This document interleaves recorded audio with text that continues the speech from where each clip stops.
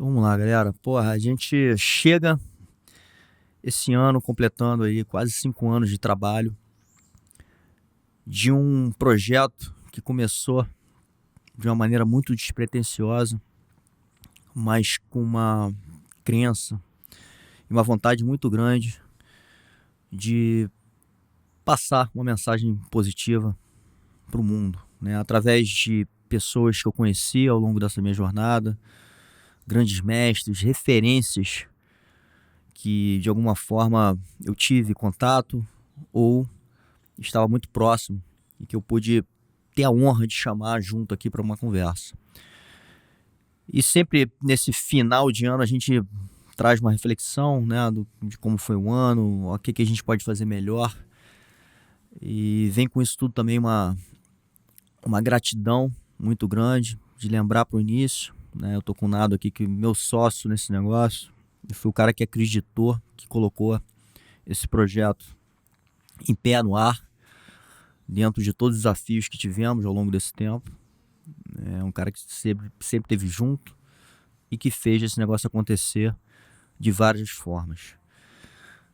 Gratidão por todos que de alguma forma depositaram seu tempo e energia estando aqui comigo presente, conversando. E todos que assistem, todos os fãs, e são muitos, né? A gente vem crescendo aí ao longo dos anos.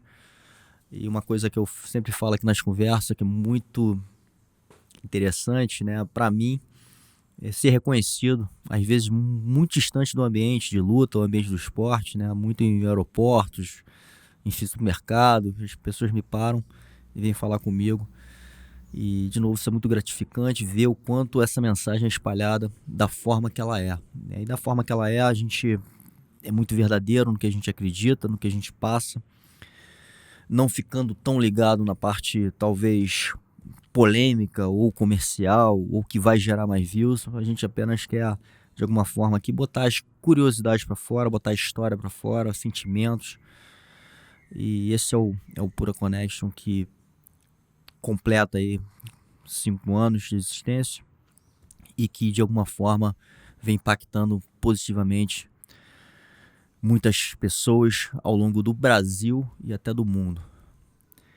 Enfim, a gente resolveu fazer um pouquinho diferente esse último vídeo do ano, não vou nem chamar de episódio, mas interagir, né? Eu tenho muitas interações também no dia a dia aí com pessoas que me mandam mensagem, às vezes sugerindo alguma coisa, às vezes dando feedback. Na grande maioria das vezes, sempre observações positivas. E eu resolvi fazer isso diferente, escutar um pouco de vocês, né? O que vocês querem, de alguma forma. Enfim, que eu fale um pouquinho mais, até um pouquinho sobre minha história. Enfim. Então eu abri aí recentemente a caixinha de perguntas, vieram algumas perguntas, enfim, algumas reflexões que eu vou estar... A gente separou aqui algumas pra gente falar aqui um pouco nesse último vídeo do ano. Então vamos lá, Nado. Vamos lá. Primeira caixinha é a seguinte. André, qual o maior desafio pessoal, mental, que enfrentou ao longo da jornada no jiu-jitsu? Ótima pergunta, né? Essa coisa do desafio que a gente passa na vida, ele é sempre algo marcante, né? Às vezes o que é negativo, ele marca mais do que alguma conquista. E foram muitos desafios, né?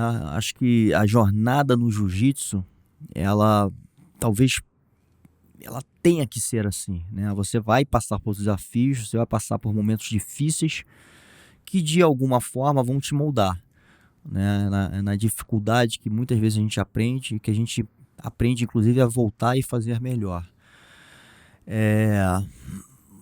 Talvez lembrando uma que mexe com algo nosso interno, né? Que talvez seja vaidade ou ego, é a chegada na faixa preta, né? Eu estava próximo, ou pelo menos eu achava que eu estava próximo, há talvez uns 2 anos antes de realmente chegar na faixa preta.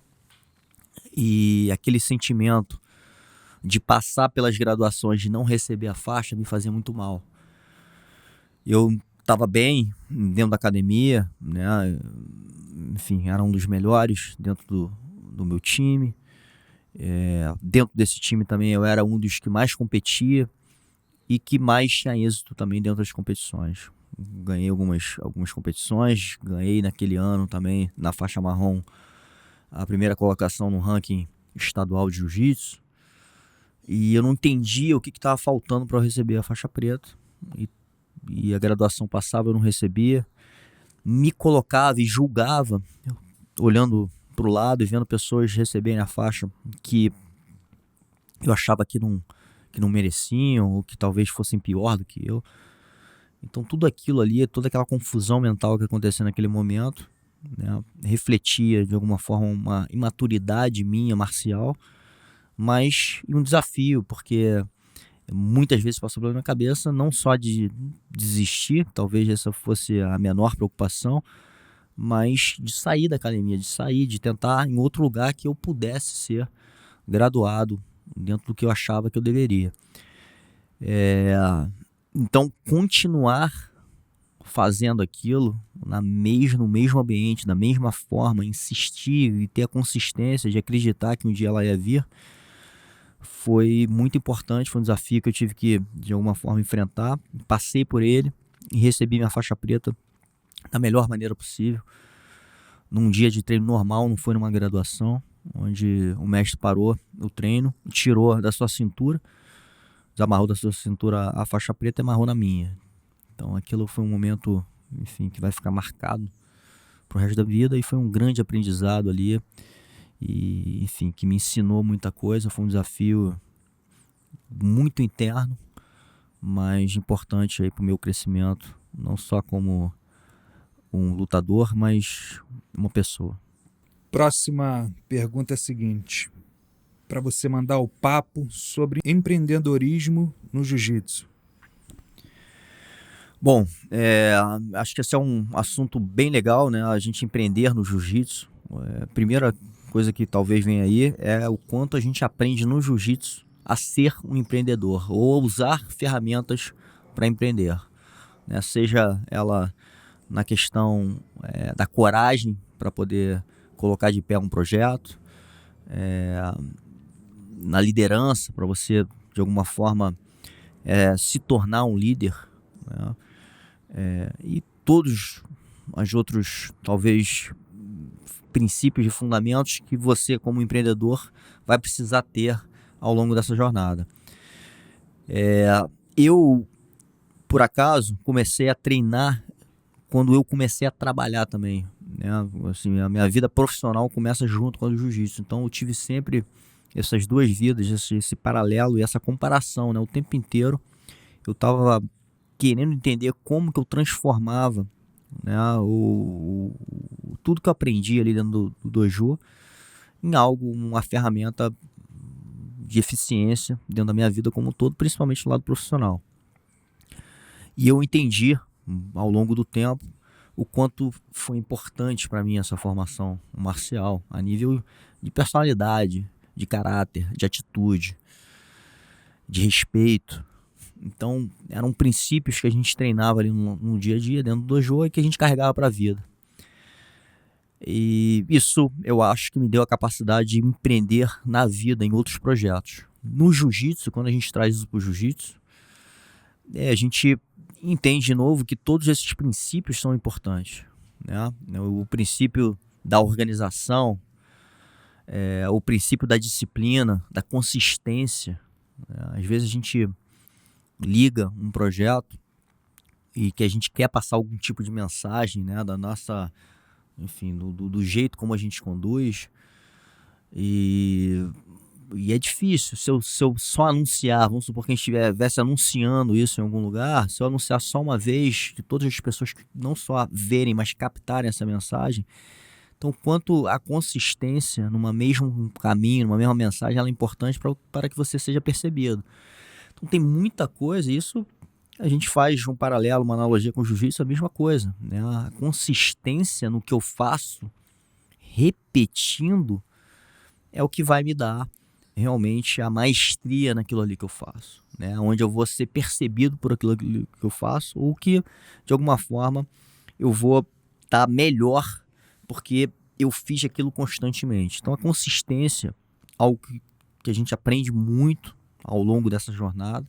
A gente só chega na tão desejada faixa preta se a gente for muito consistente, né? E a gente só continua evoluindo e aprendendo se a gente continuar tendo essa consistência. É a mesma coisa nos negócios, e quando você vai empreender no jiu-jitsu, é trazer todos esses fundamentos, essas ferramentas, para que o seu negócio no jiu-jitsu, de alguma forma, passe isso. Então, falando do nosso projeto do Pura, quando eu quis, de alguma forma, colocar esse projeto de pé, eu olhei ali para minha vida e vi o que eu tenho realmente de maior valor que eu posso entregar para as pessoas, né? E eu acho que essa coisa do propósito tem que vir na frente de tudo, né? Quando você faz algo que você ama, que você acredita muito, ele é muito mais poderoso e ele toca muito mais o coração das pessoas do que algo que eu só esteja pensando no sucesso financeiro. O sucesso financeiro sempre é uma consequência, né? E mesmo quando a gente tem um sucesso financeiro, isso não quer dizer que a gente teve realmente o sucesso na vida, porque ele pode te consumir tanto, né, que te deixar doente, se afastar de pessoas. Então é como que eu harmonizo, né? Como que eu crio uma vida que eu tenho um sucesso financeiro, mas que eu tenho um sucesso em relação às minhas relações com as pessoas, com a minha família, né? Se eu estou fazendo algo que me motiva todo dia a fazer aquilo, não estou fazendo por obrigação. Então tudo isso, harmonicamente, né, é um conselho que eu posso dar para quem quer empreender, e principalmente no jiu-jitsu, que tem um propósito por trás. E eu acho que a gente tem que ficar sempre ligado nisso, né? Não só pensar comercialmente, vou abrir uma academia de jiu-jitsu, quantos alunos que eu tenho que ter, faço uma conta matemática, que é importante, mas talvez não seja o principal. Então, um propósito por trás do que você vai fazer é sempre mais importante para sua vida como um todo. Vamos lá, próxima.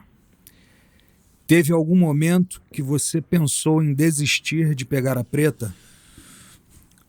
A gente falou um pouquinho, né, sobre essa conquista da preta, ou a gente achar que a gente tem que ir em busca dessa conquista, e realmente foi difícil para mim, né, difícil em vários aspectos, não só de dar continuidade em algo que precisaria muito dedicação de tempo, né, de você passar por momentos ali, às vezes de lesões, às vezes de desacreditar e ver se você está evoluindo, né, se você está estagnado, se aquilo era para você mesmo, ou se alguma outra coisa da sua vida você deveria estar dando mais foco. Então passa muita coisa ao longo dessa jornada até você chegar na conquista da faixa preta, né? E que, de novo, é questionável se realmente é uma conquista. Eu vou falar, trazendo para o meu exemplo, que quando eu cheguei na faixa preta, aquilo ali talvez fosse uma simbologia de tudo que eu já tinha passado, né? E talvez, olhando para um lado de performance e um lado de referência dentro do ambiente que eu estava, eu merecia. Mas a transformação para você realmente se tornar um faixa preta, ela vem com um tempo de maturidade, né? Uma maturidade que ela vai muito além da performance e que ela está muito pautada nos seus princípios de valores, que você dali para frente começa a não só exercitar para você, mas a ensinar e passar para os outros. Então eu tive sim vontade de desistir ao longo desse caminho, mas talvez não de chegar na faixa preta, mas talvez de mudar meus rumos, de sair da minha academia, de mudar meus treinos, enfim. Então isso realmente foi um questionamento ao longo da minha jornada, mas que, graças a Deus, eu pude superar, principalmente no aspecto emocional. Legal, vamos lá. Próxima. Professor, o que seria um jiu-jitsu holístico na sua visão?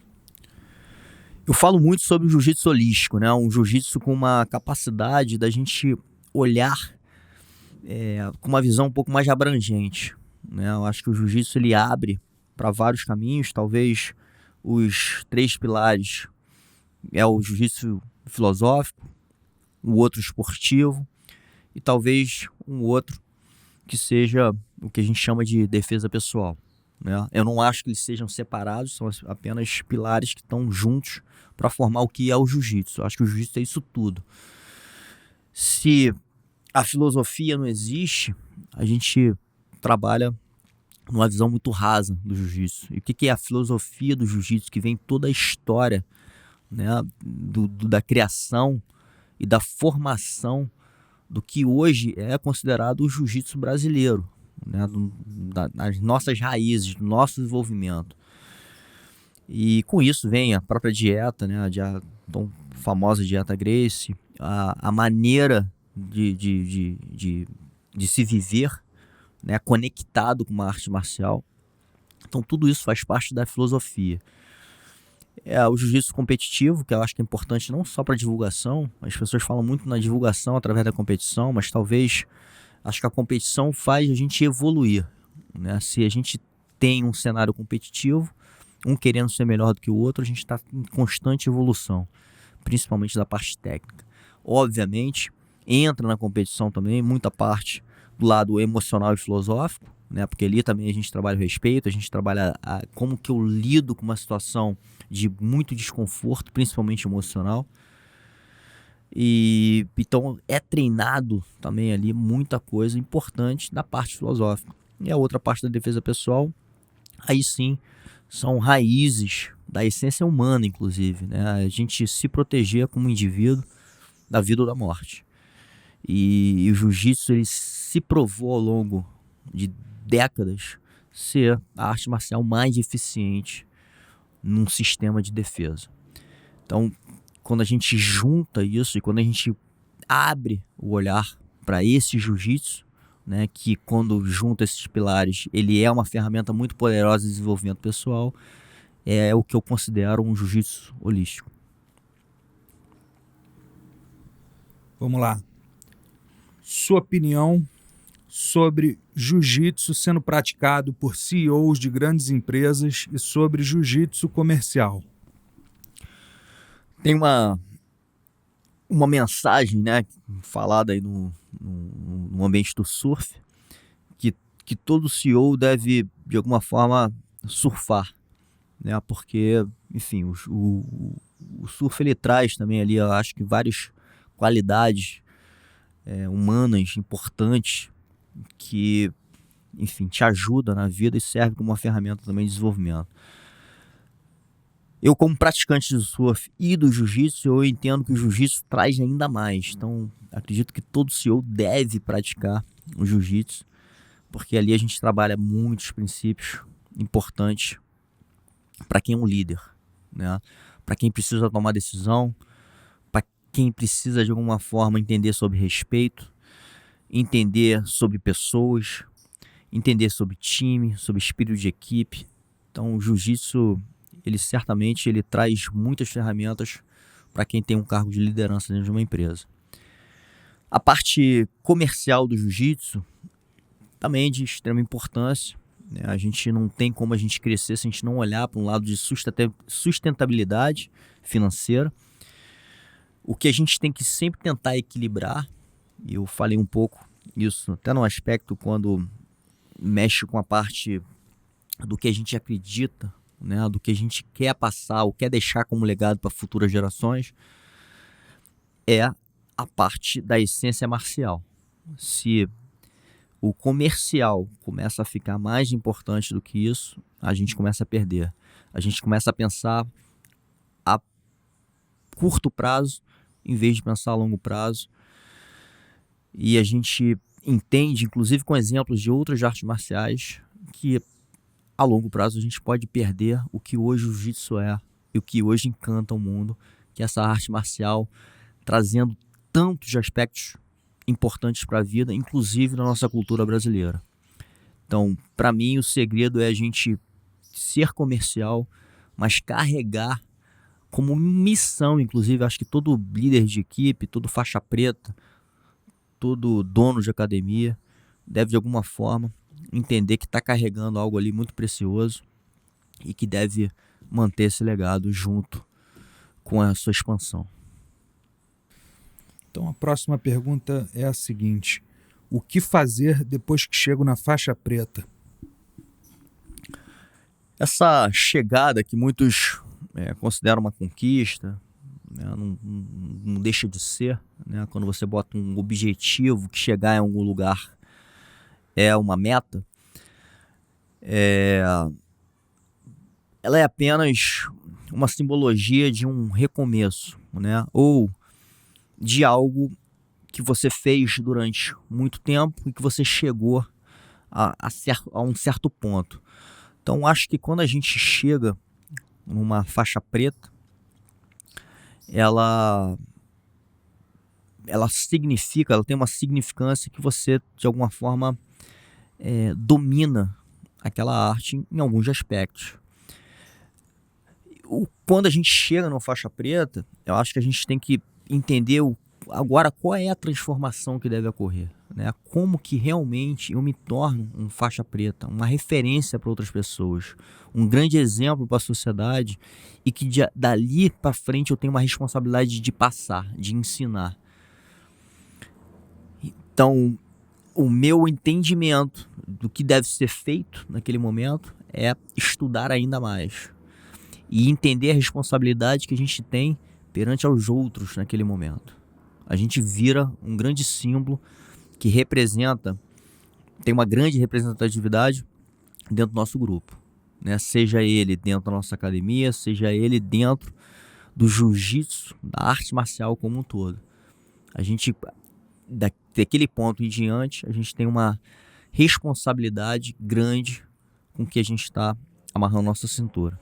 Então, para mim, a faixa preta é um início de um novo caminho em que a gente precisa vivenciar e cada vez mais aprender inclusive com pessoas que são menos graduadas, porque o tempo inteiro elas estão nos ensinando também, e dar continuidade no legado, na essência da nossa arte.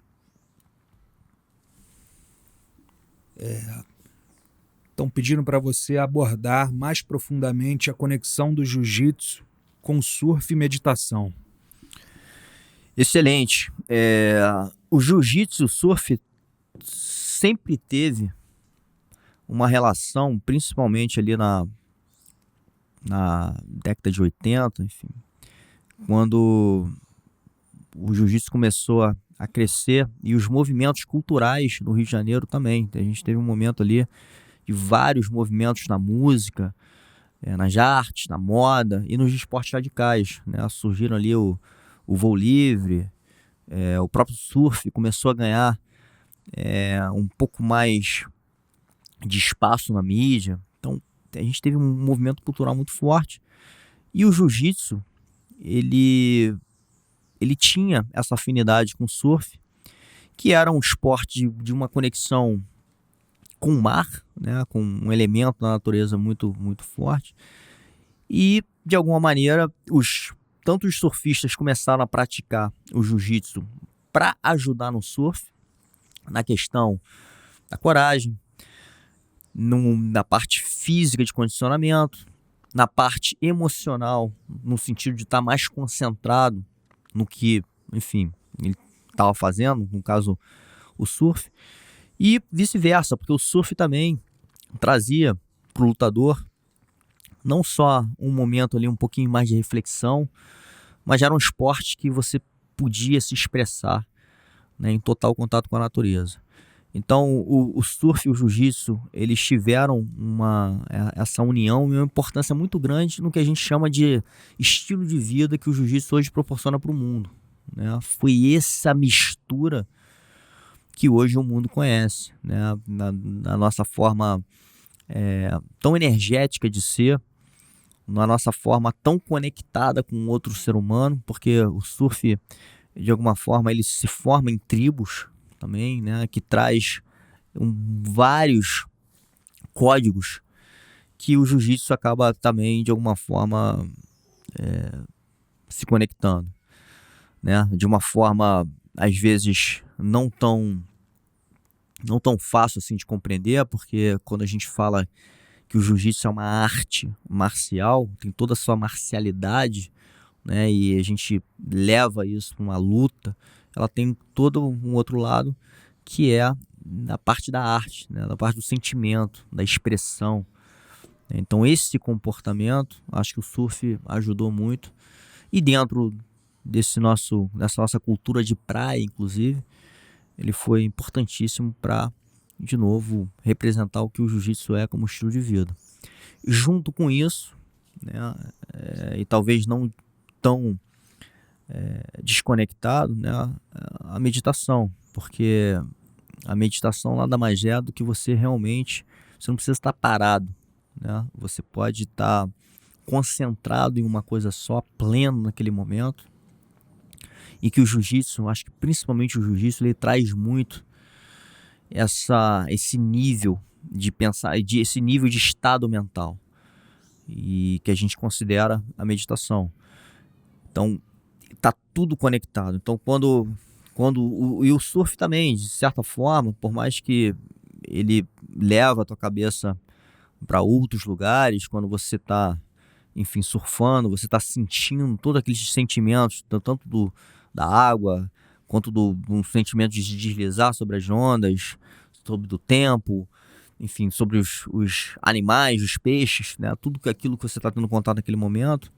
Eu acho que a parte mental, ela se desconecta um pouco ali e você começa a olhar para si, e daí também entra num estado um pouco mais meditativo. O surf é uma atividade, né, ou seja, uma arte também que ajuda muito para esse lado. Então, quando você fala de surf, meditação, jiu-jitsu, são atividades que se complementam e que, enfim, teve uma importância, eu acho que, na nossa fundação como arte marcial. Próxima pergunta. Que estratégia usaria para ensinar um aluno com Alzheimer que nunca teve contato anterior com jiu-jitsu? Como eu falo muito, né, eu acho que o jiu-jitsu é uma ferramenta para desenvolvimento humano de qualquer ser humano. E quando a pessoa tem algum tipo de dificuldade, ou seja por uma doença, ou seja por uma deficiência física, o jiu-jitsu ele pode explorar e fortalecer outros lados, né, que muitas vezes as pessoas não enxergam. A capacidade da gente ter certas limitações, o jiu-jitsu ensina que a gente não só aceita, mas a gente consegue compensar de outra forma, né? Então, se eu tenho uma dificuldade aqui com a minha flexibilidade, eu vou achar uma forma de eu conseguir me proteger sem contar com algo que eu não tenho. Então, quando a gente fala, no caso que a pergunta foi em cima do Alzheimer, eu também não sei a fundo sobre essa doença especificamente, mas certamente a gente vai trabalhar áreas do cérebro que talvez nenhuma outra atividade vai trabalhar como o jiu-jitsu, porque o tempo inteiro o seu parceiro de treino ou o seu adversário vai estar te estimulando a pensar, a se defender ou achar alguma brecha para você atacar. E esse estado pleno mental que existe de verdade, né? Porque esse jogo, quando a gente joga esse jogo, os dois estão tentando de tudo chegar no seu objetivo, né? De uma forma que eu consigo chegar sem machucar meu adversário, diferente talvez de uma outra arte marcial que eu tenho que dar um chute, que eu tenho que dar um soco. Então essa inteligência emocional talvez seja das maiores contribuições, né, num aspecto do desenvolvimento pessoal, e certamente ela vai ajudar em qualquer tipo de deficiência que uma pessoa possa ter. Legal. Próxima. Defesa pessoal e autodefesa urbana. Princípios e conceitos. Eu abordo muito esse assunto da defesa pessoal, né, e o autodefesa urbano. É importantíssimo a gente entender que quando a gente fala de defesa pessoal, a gente não está falando apenas de técnicas, a gente está falando de conceitos que são tão importantes como a parte técnica.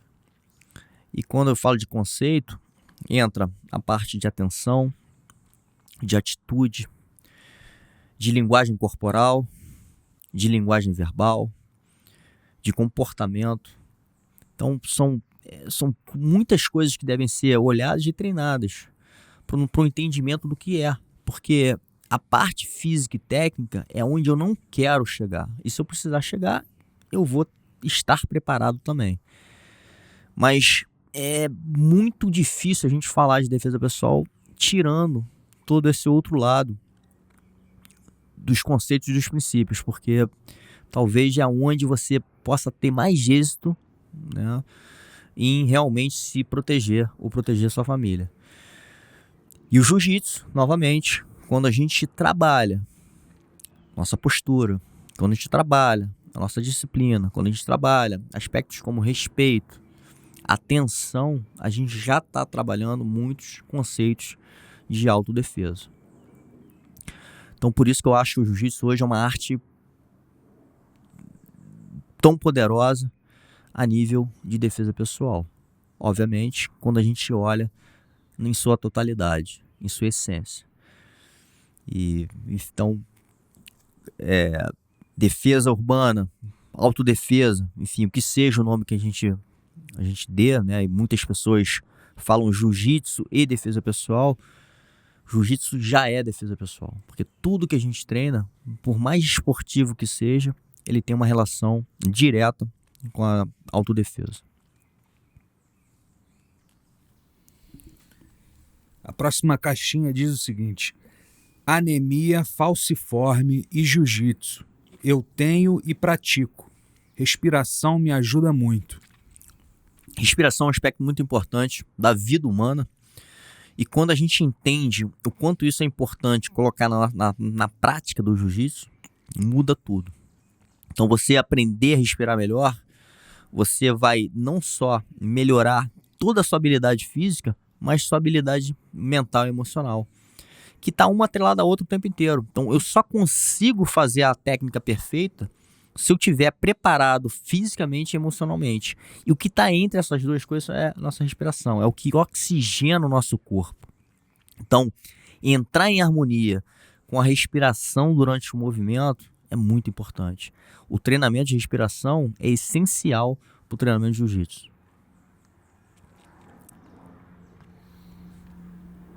E eu já te falei isso, né? Falei, pô, mas não é só respirar? Sim. Lembra o treino de respiração? Sim. E aí, diversas técnicas que... Sim, porra, meu. Respiração é tudo, cara. É tudo. E você vê assim, se a gente for pegar qualquer aluno aí novo, cara, e bota ele numa situação assim que ele se sinta desconfortável. Você vai ver, cara, que o primeiro sintoma ali, a primeira movimentação, a primeira coisa que ele vai te mostrar é que ele começa a respirar errado. É automático.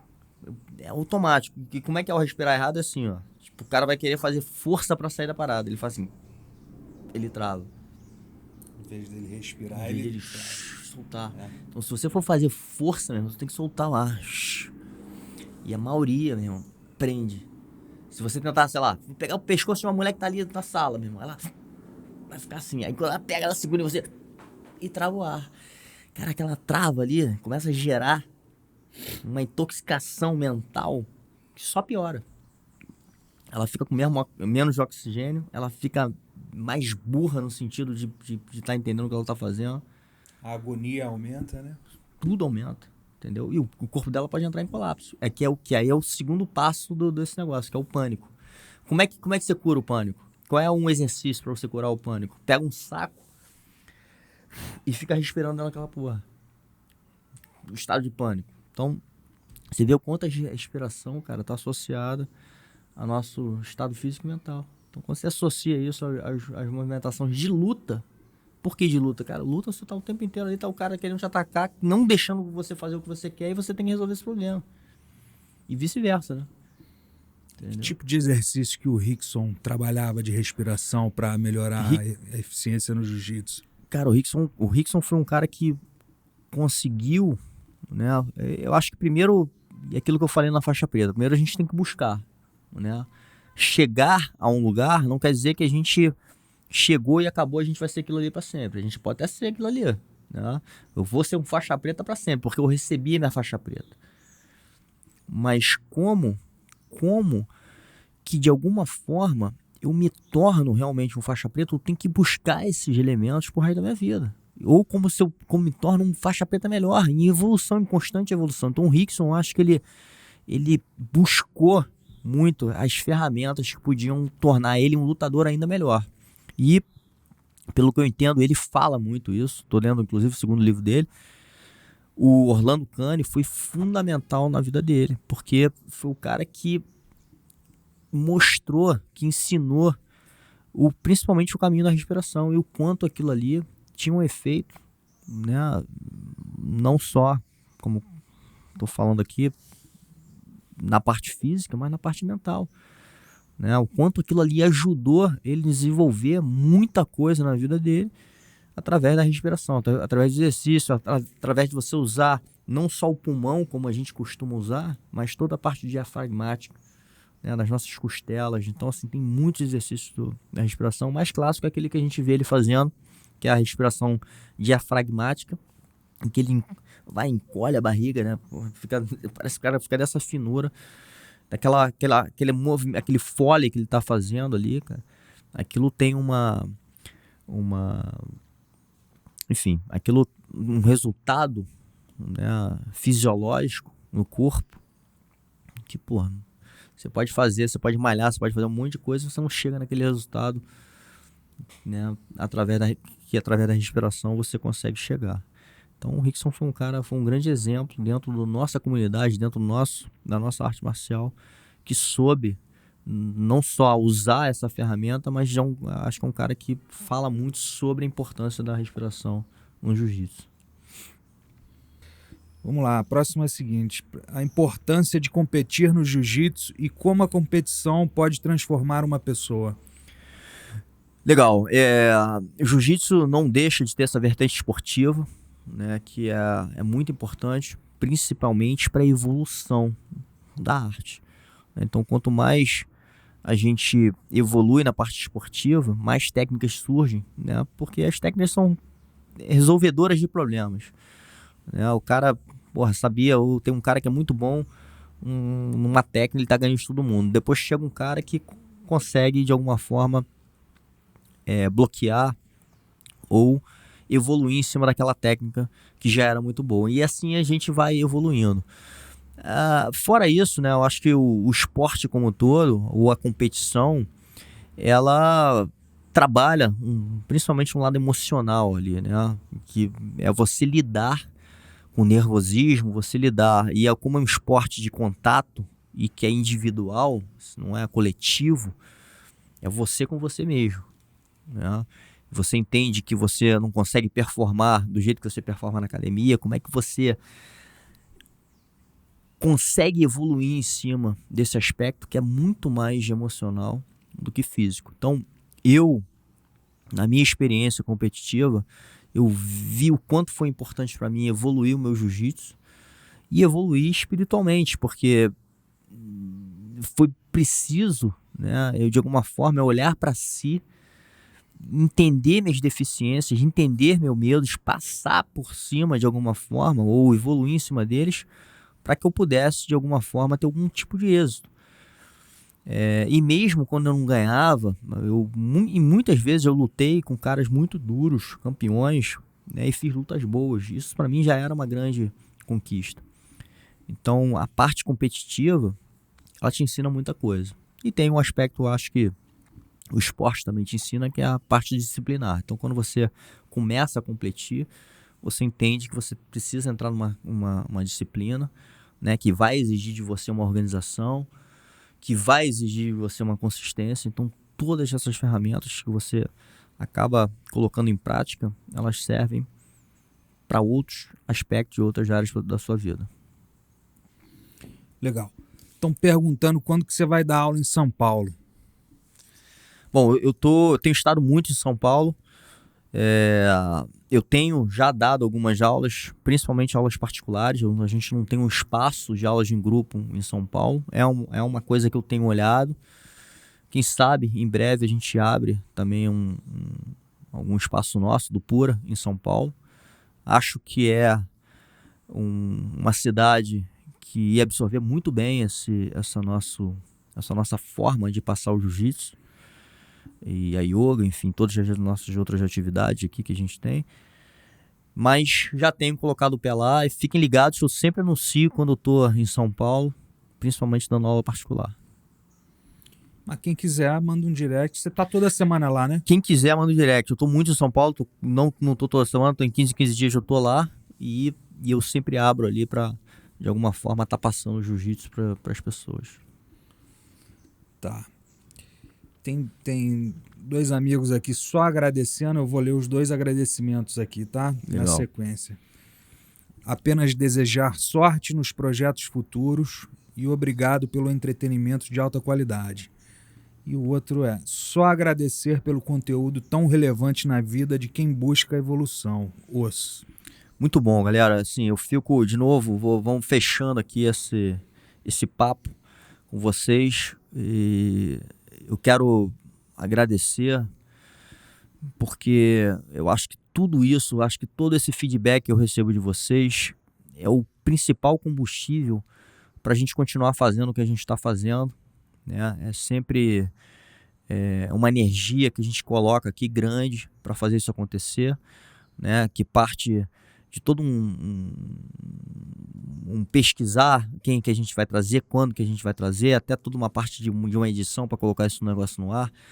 Então, realmente é uma energia fazer isso, e o que faz a gente não parar é justamente entender o quanto isso toca a vida de pessoas de uma maneira positiva, né? E muitas vezes transforma. A gente fala aqui, já aconteceu, tem vários relatos de pessoas que saíram de um estado de depressão, pessoas que desistiram, inclusive, de se matar, porque escutaram a gente entrar numa conversa aqui verdadeira, né? E mostrar que talvez existem caminhos assim, que a gente, através, enfim, de crenças, de fé, e de olhar internamente, né, e saber reconhecer, às vezes, a nossa deficiência, ou às vezes uma dificuldade que a gente está passando, que isso aí é passageiro e que muitas vezes, inclusive, muito através dessa ferramenta do jiu-jitsu, a gente pode superar. Então, eu sigo aqui nessa missão, né? Hoje, como faixa preta de jiu-jitsu, eu acho que uma das formas que eu posso deixar esse legado é fazer isso que eu estou fazendo. Faço e agradeço a todos que de alguma forma acompanham a gente e que passam esse trabalho adiante. É muito importante também, né? Quem de alguma forma passa para um amigo, né? Porque a gente sabe que a gente amplifica essa mensagem e é isso que a gente deseja chegar cada vez mais em todos os cantos do mundo. Obrigado a todos e vamos com tudo aí para 2025.